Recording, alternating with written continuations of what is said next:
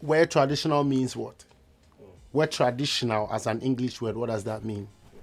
Traditional is my tradition. It's as easy as that. It doesn't mean anything awkward. It's also like an awakening for black people generally. Because See you're seeing someone like... so when you hear the English word, you translate it differently. But traditional is my tradition. The shame attached to that is definitely a borrowed thing, so that it gives it a certain look. Yes. So you have to also stand for yourself, basically, because when you go deep into it now, gone were the days where you find out, even still in some communities, you have to bleach to get acceptance, because the mindset is that when I look like it's white skin, then in Jamaica it's like, ooh, some parts of Africa and that. Until when it became normal now that people are even now being even proud. I'm gonna get a tan, and that and that. Yeah. So it's there. It's just who it benefits and how they want to translate it. Yeah, son. But I don't think it's a shame at all, because when you go deep down into these things, you find out that our traditional stuff, like I use the word tradition again, I say our indigenous and ancient African stuff, are these same things that this so sometimes when I speak about these things, I hate to want to use white and black, because in the end, we are here in a new school where we're supposed to be together. But truth or lies, the war is real, the news is fake. I'm an African, I don't need to be a Pan-African. I think it's a level of people who have dedicated their time to educate themselves and study Africa, and because people have been before us to teach us. I think that's what I think. I have not studied to know what Pan-Africanism is, but I believe that people who consider themselves as Pan-Africans actually have dedicated a bit more time or enough time to want to research, like the Professor Diop's and all those big African scholars who are researching. Those ones, they like, so it's not a crime to be. Maybe until I become, after I search for what it is, I just want to find out who I am as a black person, as an African, to understand me the more, because I've had too much or too many things not belong to us and how we're always mediocre. So that's the push that actually forced me from right when I was an infant to know more. And just by opening a book or two or even thinking about it naturally, you realize that there's a lot that we need to know about ourselves. When I think about Africa, I see that power, I see that powerhouse, that black people, I see a mighty force. I see the cradle of civilization, the beginning of all things and the end of all things, basically. There's nothing negative about that once we are able to find the understanding that there is to it, and are able to explain it from time to time.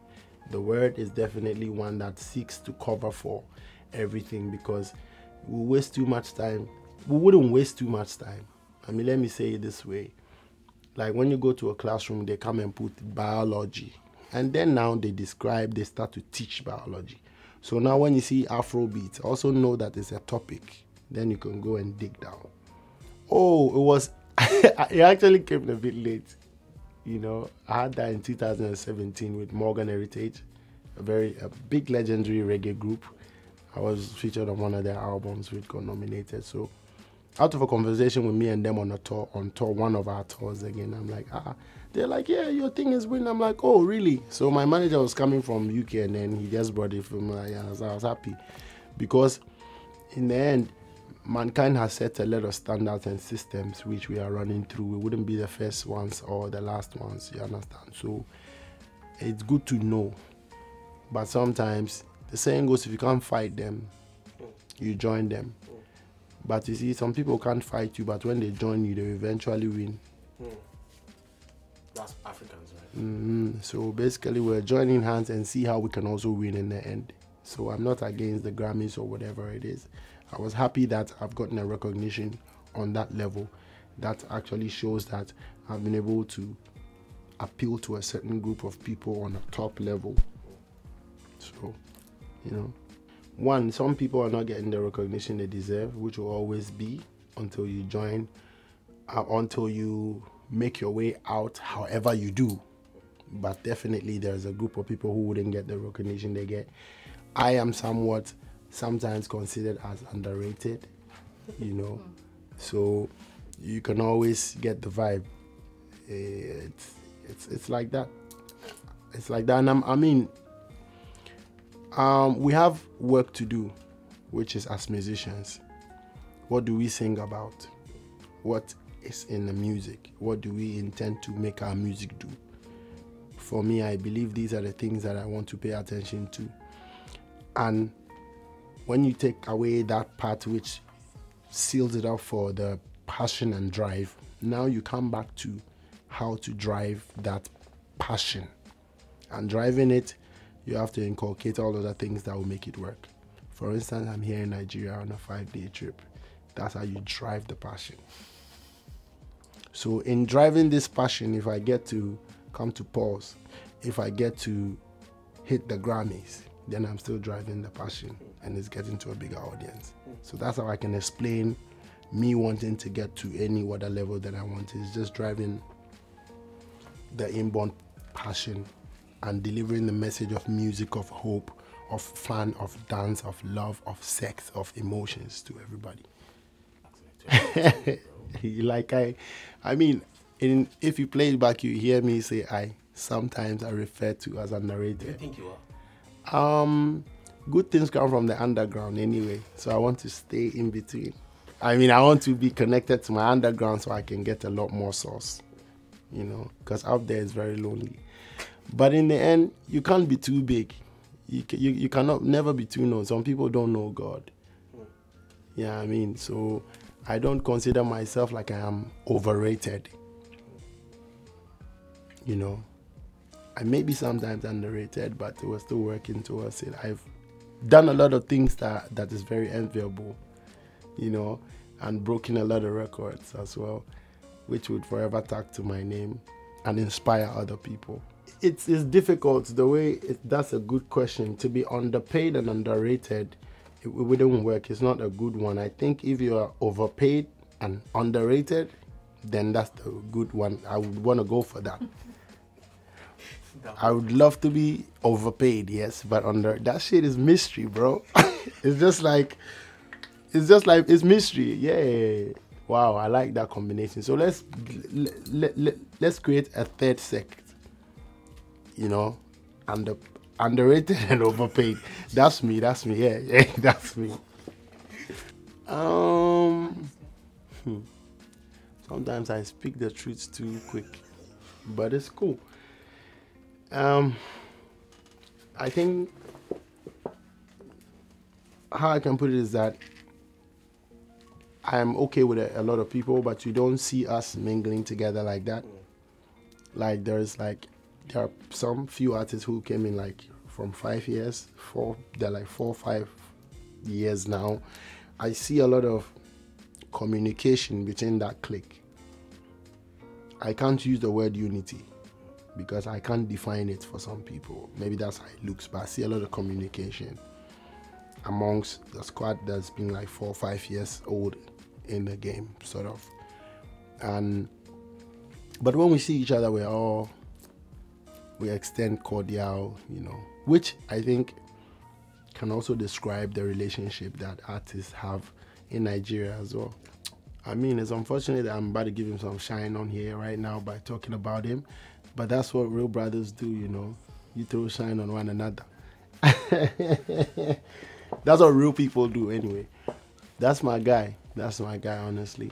For real? That was a phase, and I think we've gone past that phase now, and it's good. Right now, I said the other time, I think that phase has opened up a new chapter where it's about doing the most to put your country on the map, because we realize that there's a lot to do. Yeah, when there's a need to actually put your identity on these songs, because when I first said Afro-Dancehall, that was 12 years ago, I was the only one who could see that. I think I wouldn't want to waste the gift of God where I can multitask between not just being an Afrobeat artist, but being able to also command dancehall and reggae.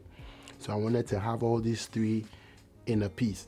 I remember clearly how it took me, maybe only I can realize or notice how it took me time to grow from hardcore dancehall. But reggae has always been the foundation. Because reggae is smooth, lovers rock, consciousness. So, but it took me time to grow from there to inculcate some more Afro, to bring out more of the Afrobeat side, you know, into the stuff. So I can remember that I was intentional about dropping dancehall hardcore songs when I knew that I can also take a next turn and give these people some crazy commercial stuff as well, whilst I was trying to combine both. So I'm at a place right now where, you know, I've been able to do that nicely and gotten recognized for that globally. You know, ever since I think I picked up the BET, opened up a lot of eyes to watch that style, because I wouldn't be the only one who was getting inspired around them three styles anyway. But I take the credit for pushing that combination, where I started saying Afro dance out to the world from time, and I see that sound dominating, you know, where I can mention the likes of Pato Ranking, you know, I can mention a lot more artists from Ghana. I can mention, you know, I can, to an extent, if I can even mention Burna Boy, because we all know the foundation was dancehall when it was Magi, and then you still feel that dancehall energy, but in a flow that people can easily accept. Because I think before I couldn't confidently speak my local. I studied that a lot, but I'm just saying confidently as much as I do now. Like now I can say this year I go buy a mansion. I don't care. I don't need to sound like this year I go buy a mansion. See that there? See?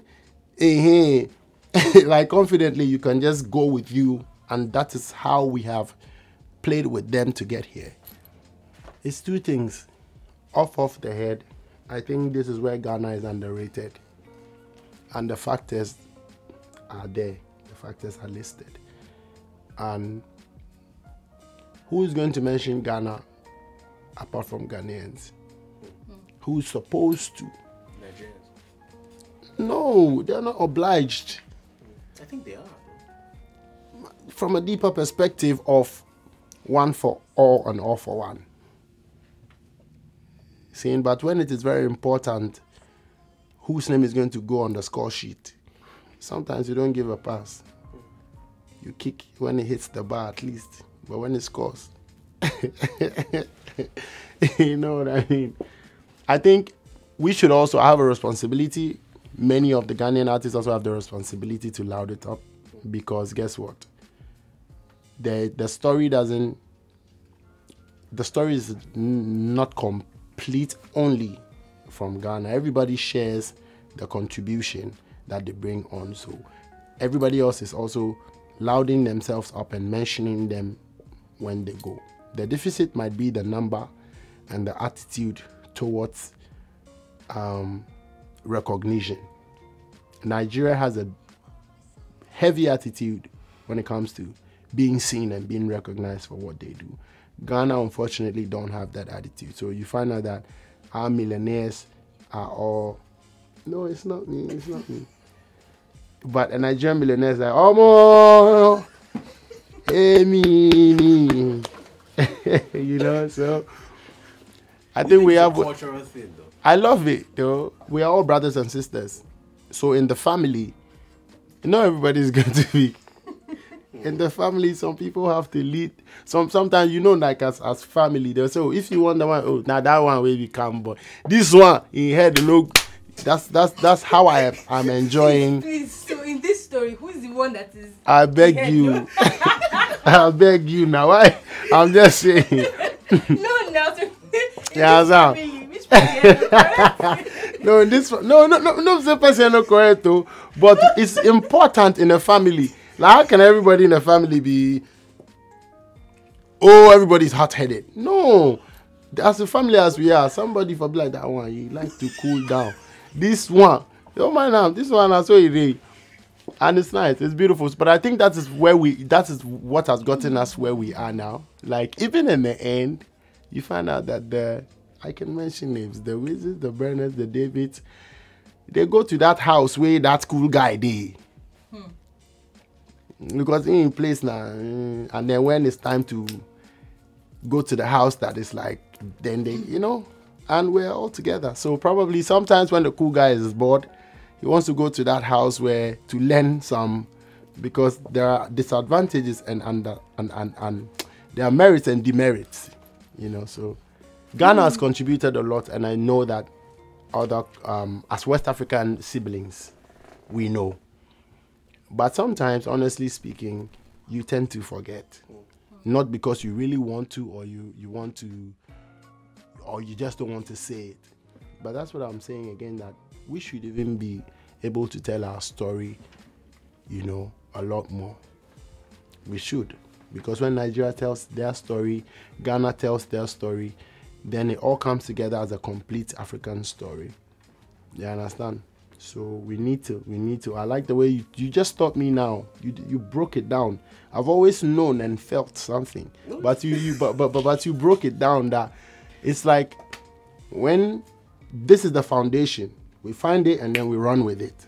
So we have that sibling that sells the thing to the world, and that one that is calm enough to be like, okay, I have an idea. From there's another artist where I follow him. One ancient, find the name. Taylor, Ebo Taylor. Oh, Ebo Taylor. Peter Doche I saw Peter Doche's video, and I'm like, woo. As legendary as he is, he's mentioning Ghana artists like Doom, Damn, and this one did that. I saved that video. I'm like, whoa.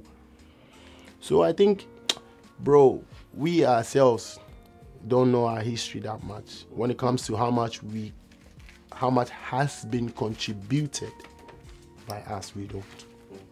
Because if we did, as I think so. Okay, maybe I for just talk say. Probably we don't. Sometimes just don't be modest. If we did, we would even make anthems about it, because that's the only way we can also get some sort of notoriety about some type of things. You feel me? So we should go back into our books as Ghanaians ourselves and see them there. Because I saw him post a flyer of him and Fela doing a show in 1963 somewhere in a way. I'm like, yo, I don't think, 1963 paving ways, and the Ghana-Nigeria love has been from time. And so I now understand, because one time I realized one of his albums, I went to the UK one time, and in the store I was checking out CDs, and somebody else, I've forgotten his name again, and the whole record was produced in Nigeria by his Ghanaian. And so that relationship has been. So I feel like in our new school, you're seeing it. We're harnessing it as well, without even knowing vivid facts. So it's natural. It's supposed to be. And when we add the facts and are educated about it, then we can run with it, because there's no African scene globally, honestly, without Ghana and Nigeria. I've never known this. Thank you for that. I'm learning. Wow, it's a Ghanaian man in Fela's band. Fela's band. That name did Afrobeat. Tony Allen said it with his mouth.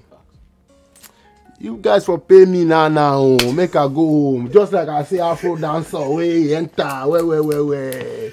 Make I take your money, go home now. I'm just kidding. But that shows you how together we've been, and I think as loud as you people are, help us loud make we move together now. That's important. Because it won't take anything out of you guys, bro. I mean, please, so don't curse me. I'm saying this on a very calm note, because we are there for each other. You feel me? We are there for each other. My mom, she's passed. What she really didn't want me to do was to do a surgery on my knee, because she couldn't stand me go through another era of all that, That's what it is. But for the music, she's always supported. When I used to play football. Like I'll flip over the wall and she would throw my boots for me to go and play. So my mom has always the support. Hey, look, I made it because of my mom. Honestly, I believe that I made it this far it's not like I believe I made it this far because of my mom. Like, I go out there and I know I'm gonna make it and come home made it. That has always been my inspiration. And it's quite unfortunate, the story with me and her. Like, when I won the BETs that night and I called her, we spoke, by the time I came back, she's dead. Was she sick? Bro, she wasn't. I just said, oh, she's not feeling well within a week. You know, so it's deep, it's deep. It's still something that I haven't been able to get over or break down, but I believe that it's just like, you know, you have to go hard. You know, like, that's it. Yes, we're planning on, say, if we release a body of work next after the whole single thing, because I have a lot of material that needs to come out as a body of work. The singles, yes, we can. And because I don't rush to drop music, so I might just do a body of work probably next year, which will be very unusual of me, because I'm always like doing 2-3 years before an album. And sometimes I drop only 3 songs in a year, but people don't realize, because we find ways of making sure we grow the songs. Like I'm saying, like, we're even looking to shooting the video with Zlatan from the album. I have the habit of stretching my material to give it a lot more room to sit. Yesterday I went through one spot and the guy was singing a song that I wouldn't have imagined would have a huge fan of here, like he's singing it, and I'm like, whoa. So these are the things you get when you actually stretch the lifespan of the songs that we produce. Mostly via the social media, you know, when it goes online for sales and all that already. Then marketing, it becomes the constant reminder. You tag, you post, you keep building strategies that would entice people or would heighten their interest to want to get onto the song. But I think all this in place, because of the demanding nature of the internet, or the demanding, it's demanding. When something comes in a week, you feel like it's old. 2 weeks, you feel like it's old. You want to put the next thing. It doesn't really give time for people to, you know, be able to stretch the lifespans. But for me, I think it's one key thing for me, because I'm very, very thoughtful about just releasing a song. Imagine when you're recording a song in the studio and the inspiration comes and the vibe comes. When it falls, immediately it drops off. Most often, you tend to just relax. Because, I mean, the song is out, it's on social media, it's here, go stream, rah, rah, rah, and then you leave it as such. Not all the songs are going to be able to gain a certain following to be able to have people cling on to it immediately, to have it like it's blown. Some of the songs you have to work until it actually gets there, because it would actually take time. And most of those songs, when they get there, it never fades, you know.